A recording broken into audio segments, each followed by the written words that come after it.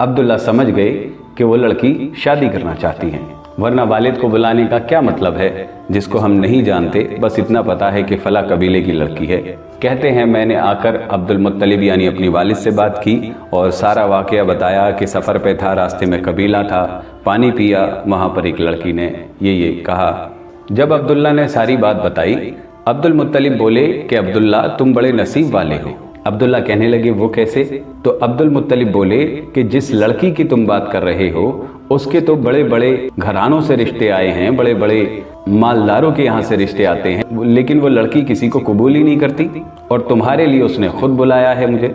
तो कहने लगे इस रिश्ते के लिए जरा भी देर ना करो, जिस वक्त तुम कहो मैं चलने के लिए तैयार हूँ। लेकिन अब्दुल्ला कहते हैं कि इत्तेफाक की बात है कि मुझे 1-2 दिन लग गए। उसके बाद हम उसके कबीले में पहुंचे, तो उसके जब घर पहुंचे तो हमें बड़े ही एहतराम से बिठाया, बड़ी इज्जत से अदब से हमारा इस्तकबाल किया।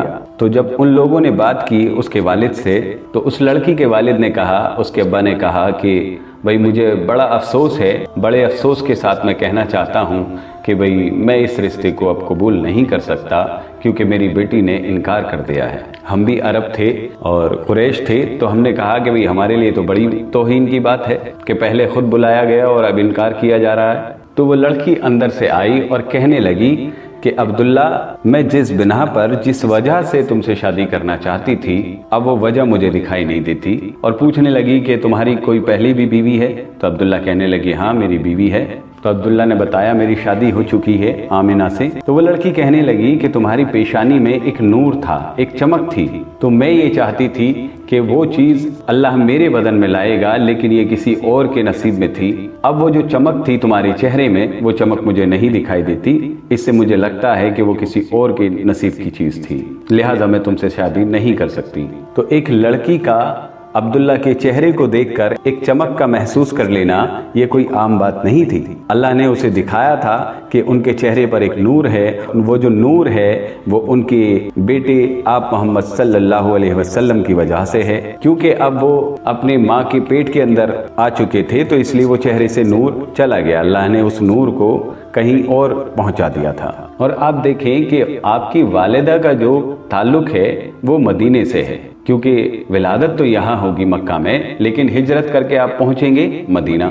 तो अल्लाह ने पहले से एक ऐसा निज़ाम बनाया है कि आपकी वालदा का जो ख़ानदान है वो मदीने से ताल्लुक़ रखता है। और आप देखें हज़रत हस्सान जो शायर रसूलुल्लाह सल्लल्लाहु अलैहि वसल्लम हैं, ये वो इंसान है जिसको अल्लाह के नबी मस्जिदुल हराम में मिंबर पर खड़ा कर कहते थे कि तुम मुशरिकीन मक्का को जवाब दो। आप दुआ करते कि जिब्रील के जरिए हस्सान के दिल में मज़ामीन डाल दे। ये वो शान वाले आदमी हैं। वो कहते हैं कि मेरी उम्र 7 साल थी और मैं मदीना में रहता था, तो यहाँ एक बहुत बड़ा काहिन था मदीने में।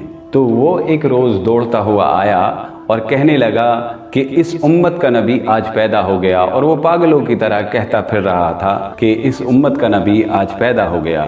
लोगों को आवाज़ देता, इकट्ठा करता और यही नारा बुलंद करता। वो कहते हैं कि उस वक्त मेरी उम्र 7 साल थी, यानी आप 7 साल बड़े हैं आप मोहम्मद सल्लल्लाहु अलैहि वसल्लम से। और उसी रात आप सल्लल्लाहु अलैहि वसल्लम की जिस रात पैदाइश है, सुबह में एक काहिन था जो बहुत अरसे से पहाड़ों में था और वो बाहर नहीं आया था, और सुबह होने पर वो बाहर निकल कर आया और मक्के वाले देखते हैं कि उसके बाल बिखरे हुए हैं, परेशान हाल है, दीवानों की तरह दिख रहा है, और पूछता फिर रहा है कि मक्के वालों बताओ आज रात कोई बच्चा पैदा हुआ है। गलियों में गुजर रहा है और यही सदा दे रहा है कि मक्के वालों बताओ आज रात कोई बच्चा पैदा हुआ है।